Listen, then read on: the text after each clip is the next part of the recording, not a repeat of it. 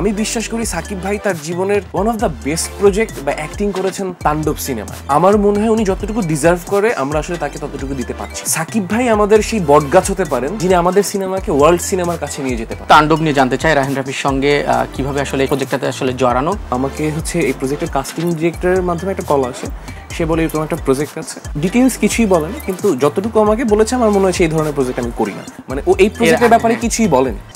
দেন ও যখন আরেকটু বললাম আমার মনে হলো ঠিক আছে আমি তাহলে বসতে চাই, আমি যাই বসি। তো এভাবেই শুরু হয় আসলে, কিন্তু আই ওয়াজন্ট কনভিন্সড যে আসলেই এই জায়গাটা আমার থাকা উচিত কিনা, কারণ আমার চরিত্র সম্পর্কে ডিটেলসে কেউই কিছু বলছিল না, বিভিন্নভাবে ঘুরিয়ে পেঁচিয়ে আর কি ইম্পর্টেন্সটা বোঝানোর চেষ্টা করছিল। এটা তো শুধুমাত্র রায়হান রাফির প্রজেক্টই না, একই সাথে আমাদের মেগাস্টার সাকিব খানের প্রজেক্ট। তো আমি তার সাথে একই স্ক্রিনে একই গল্পে স্ক্রিন শেয়ার করতে পারবো, আমি সাকিব ভাইকে দেখতে পারবো, আমি তার একটা সুযোগ, হ্যাঁ আমি তার পারফরমেন্স দেখতে পারবো। এটা তো একজন পারফর্মার হিসেবে আমার একটা বিশাল সৌভাগ্য। That's how I got included in this project. এবং আমার শুটিং এক্সপিরিয়েন্স সাকিব ভাইয়ের সাথে, রায়হান রাফির সাথে অসাধারণ। আমি যদি শর্টকাটে বলি, সাকিব ভাই সম্পর্কে আমাদের সবার একটা ধারণা আছে, যেটা আমরা সবাই জানি, মুখে প্রচলিত কিংবা এরকম এরকম এরকম, এই ধারণাটা আমারও ছিল না, তার অনেকটা ছিল, অনেকটা ইন্ডাস্ট্রির ভেতরের গল্পটাও আমার কাছে জানা ছিল। কিন্তু আমি প্রথম দিন যখন প্রথম সিনটা করছি সাকিব ভাইয়ের সাথে, উনি সেটে, আমি ক্যামেরার সাথে দাঁড়ানো, আমি ওনার অ্যাক্টিং দেখে আমি কিছুক্ষণের জন্য স্তব্ধ হয়ে যাই। আমি ভাবলাম যে আমি জানি সাকিব ভাই অভিনয় করবে, সাকিব ভাইয়ের মতো অভিনয় করবে, কিন্তু উনি যে একজন কমপ্লিট পিওর পারফর্মারের মতো অভিনয় করবে আমি এটা এক্সপেক্ট করিনি। এবং আমি বিশ্বাস করি সাকিব ভাই তার জীবনের one of the best project বা অ্যাক্টিং করেছেন তাণ্ডব সিনেমায়, and I am fortunate two witness it on the set. মানে পুরো টাইম জুড়ে আমি সাকিব ভাইয়ের সাথে 13 দিন শ্যুট করেছি।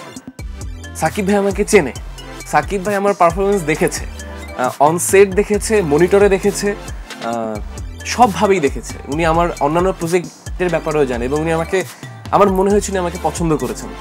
রায়হান রাফিও আমার পারফরমেন্সের মাধ্যমেই হয়তো আমাকে পছন্দ করেছেন, বা পুরো সেট আমাকে যেভাবে রিসিভ করেছে।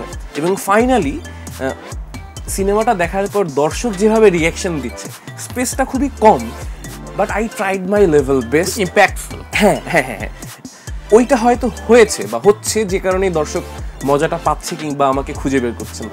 তো আলহামদুলিল্লাহ ভাই, মানে আলহামদুলিল্লাহ। সাকিব খানের সাথে অভিনয়ের কথা বললেন, আসলে 13 দিন শ্যুট হয়েছে। জি, একটু যদি সাকিব খানের আপনার কাজ নিয়ে যদি একটু জানতে চাই, তিনি কাজের ভিতরে যখন থাকেন আসলে সবকিছু ভুলেই, যতটুকু শুনেছি, ওই চরিত্রটা ধারণ করে এখন যে কাজগুলো করছেন সেটাকে ধারণ করতে চান তিনি। এই সাকিব খানকে তাণ্ডবে কেমন দেখলেন এই 13 দিনে? সাকিব ভাইয়ের ব্যাপারে বলতে গেলে না কেমন যেন একটা শিহরণ কাজ করে। একটা মানুষ একটা ইন্ডাস্ট্রিতে 26 বছর থেকে আছে, ওই হিসেবে আমি 6 বছরও বলতে পারি না। আসলে আমি ওনাকে নিয়ে কিছু বলতে যাওয়া এক ধরনের বেয়াদবি। এটাকে অনেকে মনে করতে পারেন যে আসলে উনি মেগাস্টার বলে আমি এইভাবে বলছি, অনেকভাবেই বলা যায়, কিন্তু আমার মনে হয় উনি যতটুকু ডিজার্ভ করে আমরা আসলে তাকে ততটুকু দিতে পারছি না। এবং সাকিব ভাই নিঃসন্দেহে একজন নায়ক, সেরা নায়ক, আমাদের সুপারস্টার, বাট উনি যে একজন অসাধারণ অভিনেতা, এই জায়গাটা এক্সপ্লোর করা বাকি।